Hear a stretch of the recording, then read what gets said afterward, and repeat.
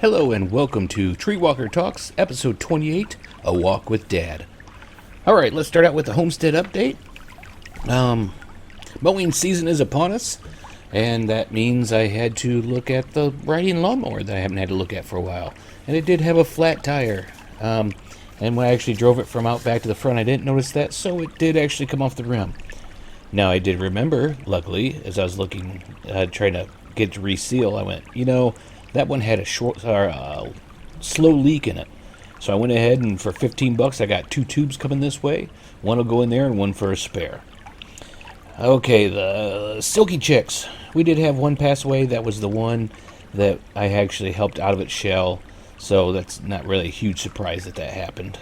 But we do have 3 that are doing fine. And we've got more eggs in that should come out right before my vacation up to go morel hunting. So we'll do that, and then I'll once those come out, I'll pop in some quail, and we'll get those going. Projects. It's supposed to be a gorgeous weekend. Hopefully I remember to cover up, since I did actually have a photo light eruption breakout because I was out in the sun for Easter, but that's all good. But hopefully I'll get to some chipping and shredding of the limbs laying around the homestead here. Some have been piled up for a while, get those turned into mulch. And then they go into, yes, you guessed it, the chicken coop and probably the goat pen, because the goat pen is pretty muddy. Because goats are lazy and they need to go away. At least mine do. Yours may be fine. So then yard cleanup also, I need to get out there and get everything that's blown away, blown around, junk that's blown into my yard, and try to get it cleaned up. The other project is to get it set up so that I can start selling mealworms. And those aren't going to be sold like thousands packs, to feed things. These are going to be more like starter kits. So they will come with, I'm not sure the amounts yet, but some beetles, some, I'm not sure what you call them, cocoon ones that are in between being a mealworm and a beetle, and some actual mealworms. So then you'll have a good little group. I'm checking into pricing in that, and those will go. I will open up a TreeWalker Etsy store, and we'll put those on. And once I get plant sales going and stuff, like duckweed, hopefully azolla, if I can get that going. And hopefully I'm looking into selling other aquatic plants, too, that I'll grow in aquariums. So look for that. Okay, let me get a quick drink.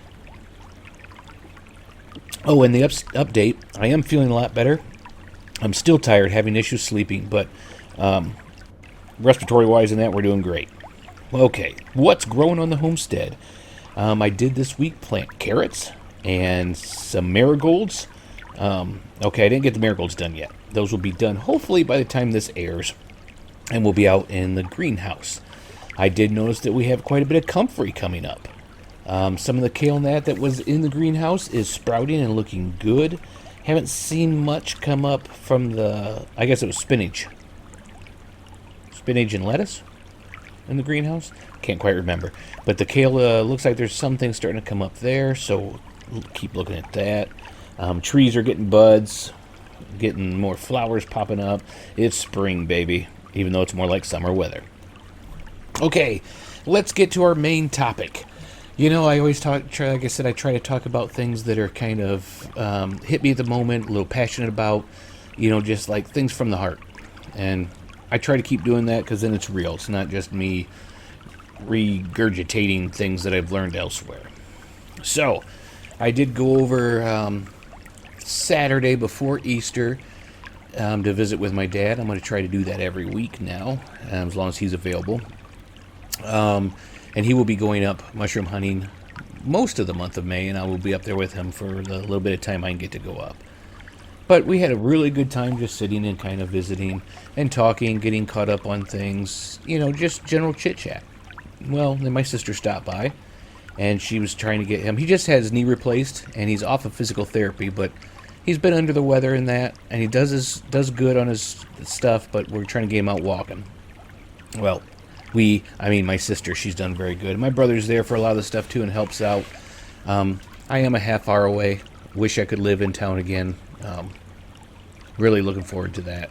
Or not in town, but in that area, because I miss my family greatly. But she came over and said, okay, we're going to go for a walk.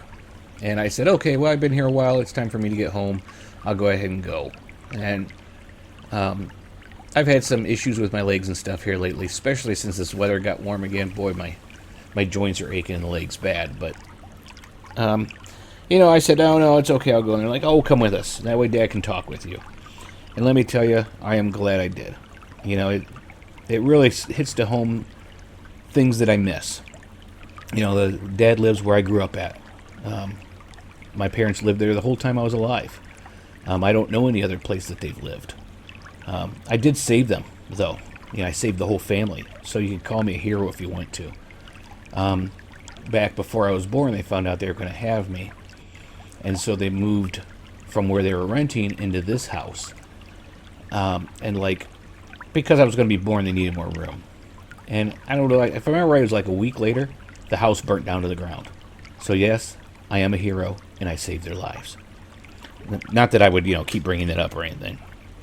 But as we're walking through, Dad was pointing to things he'd like to do, things that he wants to get done. Like, I'd like to trim that tree down. I'd like to cut that tree out. I'd like to plant a tree there. We checked asparagus, and it's not up yet. But he's just showing things around, and we stopped and looked at the pussy willows that are just covered in bees, and that was great. And looked at deer prints along the field. I need to stop saying but this is another one of those after work, so I'm kind of tired and hungry. But I try to do this before I eat, so I actually, truthfully, when I'm talking like this and I'm trying to concentrate, I will close my eyes and I will just think, and I'm actually, while I'm doing this, I visualize it. I'm there on that walk with my dad again, and it was great. Which I still actually have in my coat too. We stopped and we looked at, trying to think of the name of the hazelnut. I'm pretty sure it was hazelnuts. And I have a few in my pocket because I've been trying to get them to sprout every year, and it hasn't worked yet. But these have cracks in them, so hopefully they'll sprout. So we looked at that, and we looked at a couple of trees that were dead. One that blew over completely, uprooted. We were on the back of the barn, and he showed me the tree he wants cut down there. And I do have an electric chainsaw, like a handheld small one, and it works great for that sort of stuff. So I need to get over there and do that. And then, like I said, we stopped and looked at the pussy willows, and they're coming out and fuzzy, and the bees are attacking them and loving it. And we went around. We looked at some places he'd like to clean up and move a couple vehicles back there that he has sitting around him. And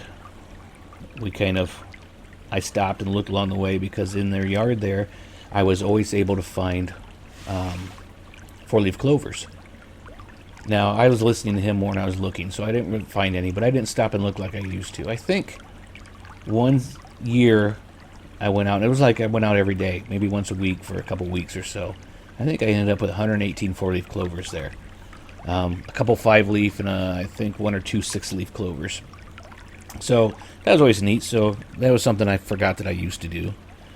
And then we walked out kind of where the asparagus was. There's a compost pile there, and he has asparagus around it and that. They weren't up at all yet.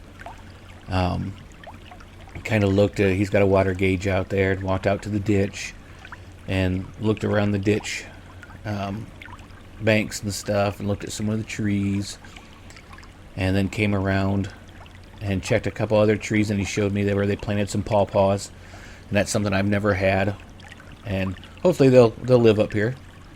He's got some real buckeye plant trees and stuff too. They've got quite a few trees, and he's got quite a few maple trees. So if we get the maple syrup going, like I want to get the burner done this year so we can do it next year, we're going to definitely do some from his too and share in it. And then he's got an old septic system, and the state's going around and inspecting, so it was actually a handmade septic system, and the tank is really awesome. Everybody who's ever pumped it out's told them how awesome it was, but it's handmade, so it's not, it's poured concrete and that, but it's not going to pass inspection. So he was talking about where he wanted to put it and how it was going to take this big area and stuff, and kind of a pain in the butt. We thought we'd be okay because it's just him living there. Be okay until we sold it and it was time to do the selling of it, and then someone else would have that issue. But looks like we're going to have to fix it anyways. Quick drink. And we looked at several trees and used a program on the phone, and it was wrong on a lot of the trees, but that's okay. We do have some Norway maples over there too, and some oak, and quite a few trees. Mom and Dad always liked to plant trees. And it was actually be, if all the trees take off, there'd be kind of a little bit of the woods there on the one side of his property. But he only has, it's between 2 and 3 acres, I believe. And a big barn on it and a shed. The shed's about ready to come down. Like weather, like the roof's been off it for years and stuff. And then we talked about his soffit and how we need to get that on because we replaced the roof and underneath. And we need to finish that up because the starlings are building nests up in the attic area. So we need to get rid of that. And then we walked around a little bit again, re-walked around where we were at, looked at some things, and then we walked up to the house. And it was just a really great walk. And him and my mom used to do that. You know, they would go on their walks, especially on Sundays, just to see what was growing and talk and enjoy the property. And that's something I've always wanted. You know, I've wanted somebody that would walk the property with me and that. And I get the little lady out there maybe once a year. And she doesn't really pay attention to what I'm pointing out to her and stuff, but she'll walk with me. But really what I wanted to zero in on here is it really hit home to me when I was driving back from Dad's house that, you know, how many more walks do I have? How much more am I going to be able to spend time with him and enjoy his knowledge and his gentleness? And he's just one of the most loving, understanding, and good people I know. I mean, if somebody needs something, he's there to help them. He always has been his whole life. He's who I strive to be, but I'm kind of a little too bullheaded, I think, and arrogant at times to be like him completely. But, you know, I lost my mom way too soon. And even though she had been bad for years, I had thought, well, she's going to be there. It's fine.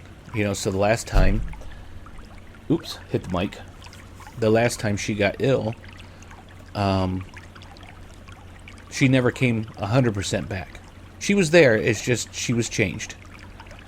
And then when she came back. She always came back.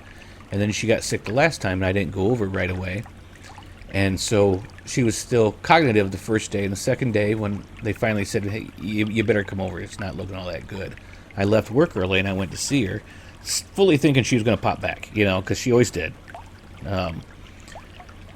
When I came in and I told her it was me that was there to see her, her eyebrows perked up, but she never opened her eyes.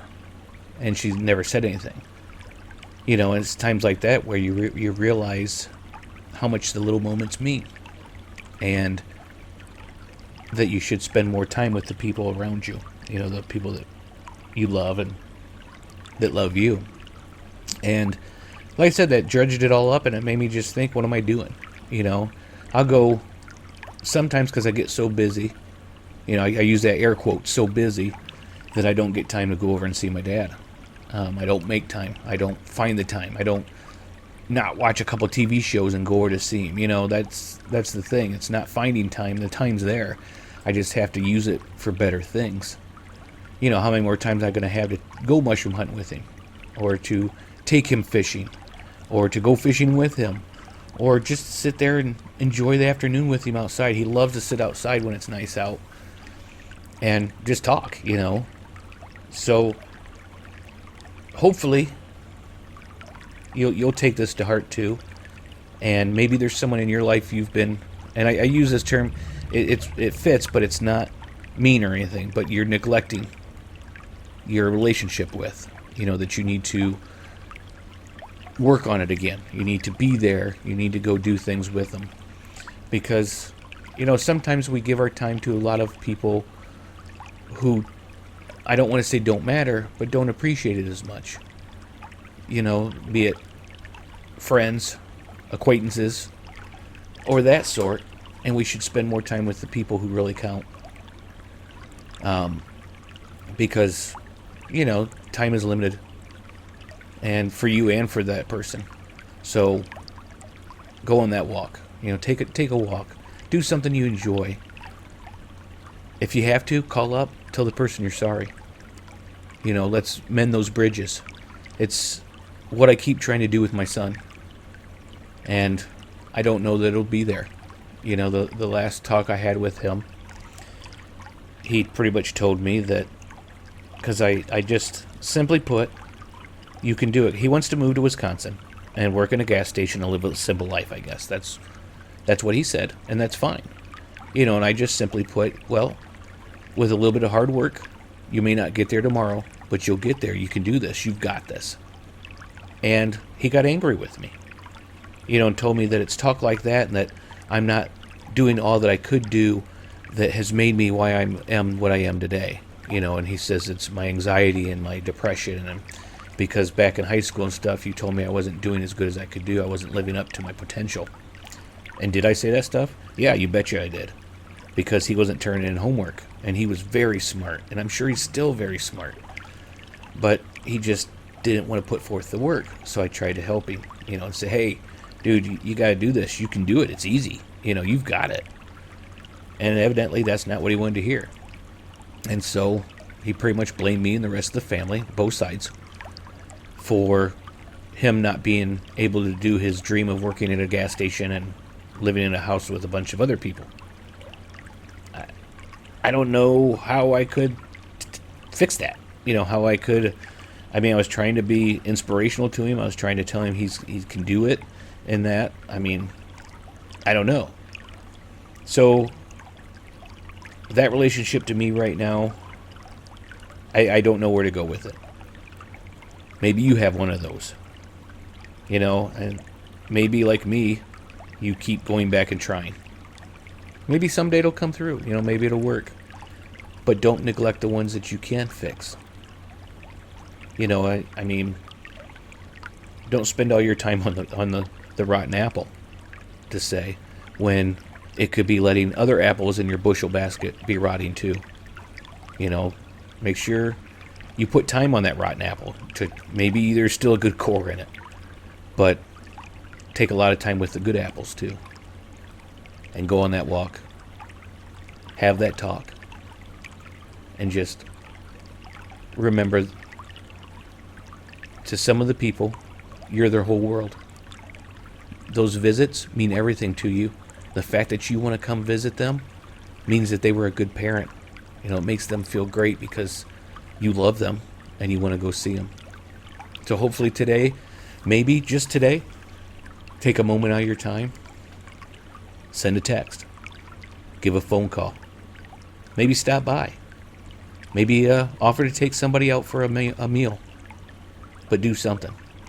Get in touch. Stay in touch. Okay, so as I opened my eyes for the first time in a while, I looked up and saw we're getting closer to 18 minutes and further. So I guess I rambled on for quite some time. Hopefully it makes some sense. Hopefully it's inspired you. Hopefully you give that call. Go for that walk.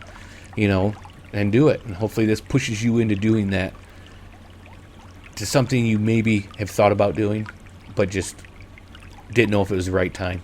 It is the right time. Try and do it. All right. Thank you for joining me for this one. I hope you'll join me for the next one. And remember, stay alive out there and keep on surviving.